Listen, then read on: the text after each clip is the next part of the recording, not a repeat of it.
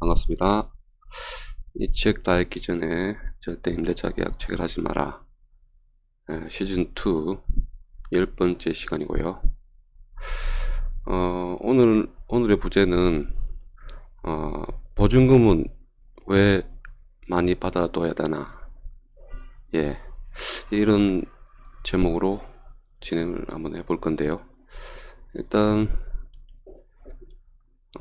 화면 보시면 기타 사항 해가지고요, 임차권의 양도 전대라고 하죠. 전대. 자, 비교입니다. 자, 민법 보시면 629조 임차권의 양도 전대의 제한이 있습니다. 임차인은 임대인의 동의 없이는 그 권리를 양도하거나 임차물을 전대하지 못한다 되어 있고요.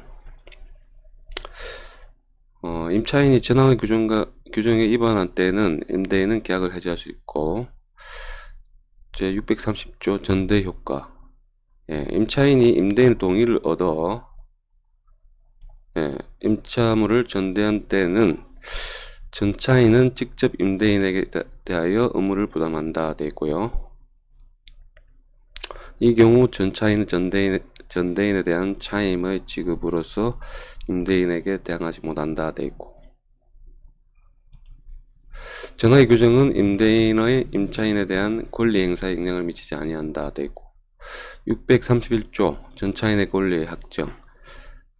임차인이 임대인의 동의를 얻어 임차물을 전대한 경우에는 임대인과 임차인의 합의로 계약을 종료한 때에도 전차인의 권리는 소멸하지 아니한다 되어 있고, 자, 632조 임차 건물의 소부분을 타인에게 사용케 하는 경우, 전 3조의 규정은 건물의 임차인이 그 건물의 소부분을 타인에게 사용하는 경우에는 적용하지 아니한다 되어 있죠. 자, 한번 볼까요? 자, 민법 629조는 보셨죠? 임차권 양도, 즉 집주인의 동의 없이 세입자가 제3자 전차인에게 자신의 임차권을 넘기지 못하며, 이건 기본적인 거죠. 맞죠? 집주인의 동의 없으면 타인에게 전차를, 그러니까 새로운 임차인을 받을 수 없습니다. 당연히 집주인의 동의를 얻어야 되고요. 만약 동의 없이 넘긴다면 집주인은 법조문에 의해서 임대차 계약을 해지할 수 있습니다. 맞죠? 법조문 아까 보셨죠? 그렇다고 해도 두 사람 간, 세입자와 제3자 간에 임차권 양도 계약이 무효가 되는 것은 아니고, 단지 집주인은 언제든지 이 사실을 아는 순간 세입자에게 임대차 계약을 해지할 수 있다는 겁니다. 따라서 세입자가 제3자를 위하여 집주인의 동의를 받아줄 의무가 있는 것이며, 맞죠? 당연히 자기가 임차권을 다른 사람을 주려고 하면 먼저 집주인의 동의를 얻어야 되죠. 끝까지 집주인이 동의하지 않는다면 제3자는 세입자에게 계약 해지 또는 손해배상을 청구할 수 있습니다 되어 있고요. 한편 이에 관해 두 가지 예외가 있는데요. 첫 번째는 세입자와 제3자가 부부관계에 있을 때에는 집주인이 자신의 동의 없이 임차권이 이전되었다는 것만을 이유로 임대차 계약을 해지할 수 없습니다. 두 번째는 이런 경우에요. 아까 보시면은 법조문에 보셨죠? 소부분. 그러니까 결국에는 방 한 칸 정도, 아파트에 방 3칸이 있는데 한 칸 정도를 타인에게 임차를, 전차죠, 전차. 그걸 전대차라 하거든요. 사용하게 하는 경우에는 집주인의 동의가 없어도 된다, 이 말입니다. 그렇다면 집주인의 동의를 받은 경우에는 어떻게 될까요? 돼 있죠. 당연히 동의를 얻은 제3자는 세입자와 동일한 지위를 가지게 되며 임차인이 가지는 지상물, 부속물 매수 청구권을 가지게 되며 임대인은 기간 없는 임대차의 해지 통고도 제3자에게 하여야 됩니다. 돼 있죠. 간단하게 지금 이 법조문이 있는데 이렇게 전대차 계약을 하셔도 되고요. 근데 지금 현장에서는 다들 이제 새로 계약서를 써버리죠. 예. 새롭게 이제 임대차 계약서 쓰니까 전대차라고 별도로 쓰지는 않습니다. 예. 근데 전대차 계약을 필요하신 분들은 이렇게 하시면 되고요. 뭐 제3자는 월세를 세입자에게 지급하지 말고 당연히 임대인은 줘야 되겠죠. 맞죠? 그리고 이제 오늘 부제 내용하고 똑같은 보증금 얘기를 좀 할게요. 보증금을 많이 받아놔야 됩니다. 이게 실제 사례인데요. 자, 임대차 계약 시에 임대인은 임차인의 채무를 담보하기 위해 차임 외에 금전을 지급받아 놓습니다. 이를 보증금이라고 하며 이 돈은 첫 번째, 임차인이 차임을 연체하게 되면 최우선 충당 가능하고요. 이때 임대인은 충당하지 않고 임차인에게 차임을 청구할 수 있고 별도로 그 말입니다. 그러니까 뭐냐면 예를 들어서 세입자가 월세를 안 주면서 그 보증금에서 깔아 이렇게 할 수가 있죠. 근데 그거하고 관계없이 임차인한테 월세 주라 할 수 있다는 거고요. 임차인은 보증금이 있다는 이유로 차를 지금 거절할 수 없고요. 두 번째는 임차인과 계약 해지 사유가 발생하여 임대인이 맹도를 구하는 등 법적 비용 또한 이 돈에 충당할 수 있습니다. 이게 제일 중요한 부분입니다.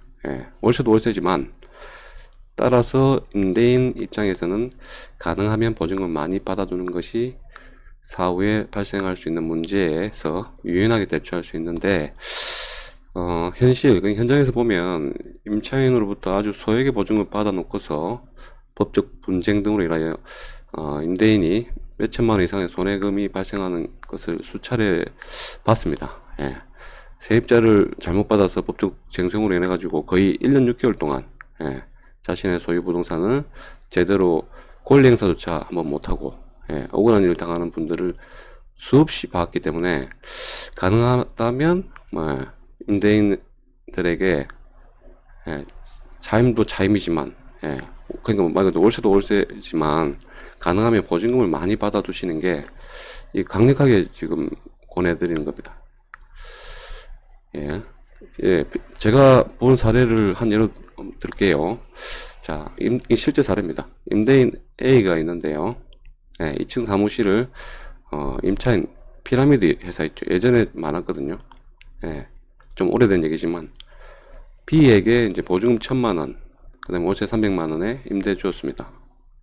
이후 이 피라미드 회사가 3개월 동안 월세를 한 푼도 주지 않았고, 그러면 300이잖아요. 3개월 안 줬죠. 그럼 얼마 남았으면 100만 원이죠. 임대인 A가 그 뒤에 임차인 B에게 찾아가 보니까 이미 문이 잠긴 상태에서 임차인 B는 잠적하였습니다. 자, 아시는 분은 아시겠지만 아무리 합법적으로 내 건물이라고 해도 임차 부동산에 내 마음대로 문을 강제로 따고 들어갈 수 없습니다. 불법이죠. 나중에 불법 침입 등 형사적 문제가 발생하게 되므로 절대 함부로 임차 부동산에 들어갈 수 없습니다. 법적인 현실이고요. 자, 이후 임대인은 임차인을 상대로 법원에 건물 명도 소송을 내야 되죠. 근데 판결 받는데 최하 6개월이고요. 좀 길면 1년입니다. 자, 판결을 받은 이후에도 그 뒤에 과정 볼게요.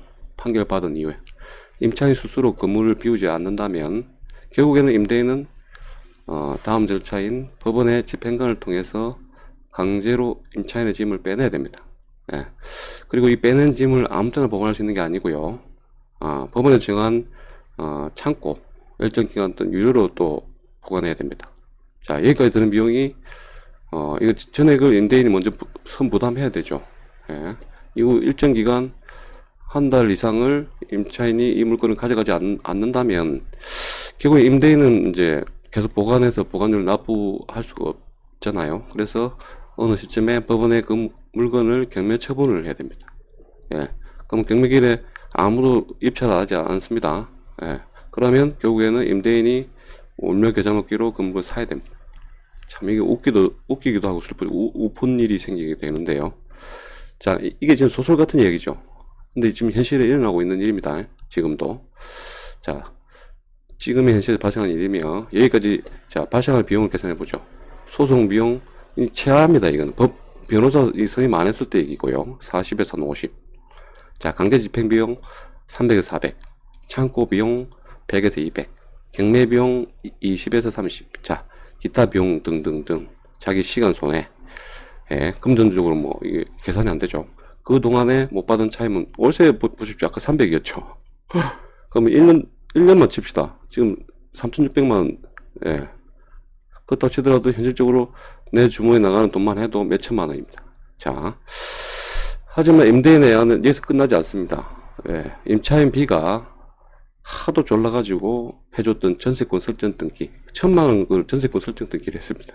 근데 웃긴 게 임차인 D는 전세권부 근저당 설정 등기. 이게 뭐냐면 전세권을 담보로 또 돈을 빌리는 겁니다. 자, 은행에 이 전세권 설정 등기에 전세권부 또 가압류까지 들어와요. 예, 이런 상황입니다. 그러면 어쨌든 이 모든 것을 정리하는데 이 임대인은 거의 1년 6개월 내 물건인데도 임대도 못 내고 이렇게 지냈다는 거죠. 자, 이게 지금 현실에서 나타난 일이니까, 자, 이러한 연유로 절대로 보증금을 많이 받아두는 게 좋다는 것이며, 더 나아가서는 보증금보다는 세입자의 직업, 이것도 되게 중요한 겁니다. 예, 아무나 받으시면 안 돼요. 뭐 제가 뭐 직업을 제가 무시하는 게 아니고요. 아까 뭐 피라미드 보셨죠? 이게 뭐 정체불명 아닙니까? 언제 어떻게 될지 모르는 회사입니다. 예. 그러니까 이런 것들은 단단하게 좀 단디 확인을 좀 해주시고요. 자, 임대차의 종료입니다. 임대차의 계약은 약정한 기간이 끝나면 종료하게 되는 거 당연한 거죠. 자, 물론 앞서 얘기한 기간의 약정이 없는 임대차, 이 제가 말씀드렸죠. 예. 기간 묵시적 갱신, 묵시의 갱신이 된다면 그 규정에 맞게 계약 해지를 하면 될 것이지만, 주임법의 경우에 만약 임대차 기간 만료, 이건 설명 한번 드렸었죠. 1월 전에, 지금 또 2달 받겠죠. 1월 전에 임차인이 해통을 하지 않았다면 당연히 계약은 갱신될 것이고, 갱신된 계약을 해지하려고 한다면 임차인은 해지 통고를 하게 되고, 다만 3월 후에 그 해지 효력이 발생하는 겁니다. 예. 따라서 주임법에서는 임차인은 약정 기간에 임대차를 해지하려고 한다면 계약 기간 만료 전에 해지 통고를 하여야 하지만 상위법에는 그러한 법규가 없습니다. 법조문에 별도 통지하지 않는다 하더라도 계약 만료일에 자동 해지된다. 제가 이미 말씀드렸습니다. 이 부분에 다시 한번 복습입니다. 복습. 자, 또한 임대차 계약이 해지되었을 때는 임대인은 임차인에게 보증금을 반환하게 되며, 반대로 임차인은 임대인에게 임차물을 인도하여야 하는데, 이는 동시이행 항변권으로서 한쪽이 먼저 하여야 하는, 다른 쪽이 이행하는 것이 아니라 하여야 양자가 동시에 주고받아야 하는 것입니다. 이건 동시이행입니다. 맞죠? 여기에서 한 가지 더 조금은 어려운 범위를 얘기하자면, 이때 임차인의 보증금을 받을 권리를 권리의 채권과 임차인이 동일한 임대인에게 별도의 대금 채권이 만기에 달했다고 하여도 임대인은 임차인에게 보증금을 돌려줄 의무의 채권을 자동 채권을 하여 상계, 한마디로 상대방에게 줄 것이랑 내가 받을 것이 같다면 퉁친다고 생각하면 할 수 없습니다. 이 부분은 이해 안 되면 굳이 이해하지 마시고요. 별로 중요한 건 아닙니다. 이거 하나 제가 이어봤습니다. 예. 그러니까 자동 채권이 뭐냐면 동시이행 채권이잖아요. 아까 말씀드렸듯이. 예. 그럼 이게 한쪽 주고 나도 주는 게 아니고 같이 주는 거죠. 예. 근데 이거를 당연히 내가 채권이 있다 해가지고 자동 채권을 해가지고 상계를 해버리면 안 된다는 겁니다. 예, 이해 안 되시면 넘어가시면 됩니다. 자, 제가 예고를 한번 해드렸죠. 예, 다음 시간에 이제, 상가 건물 임대차 법상의 계약갱신 요구권을 정리해드리고요. 예, 그리고, 그 다음 시간에, 주택, 그 다음에 상가 두 개를 같이 묶어서, 계약갱신 요구권에 대하여 철저하게 분석해서 마무리해 드리겠습니다. 예, 그 한 편만 보셔도 거의 계약갱신 요구권은 어디 가서도 얘기하셔도 다 이해가 되고, 그리고 본인 스스로 해결할 수 있습니다.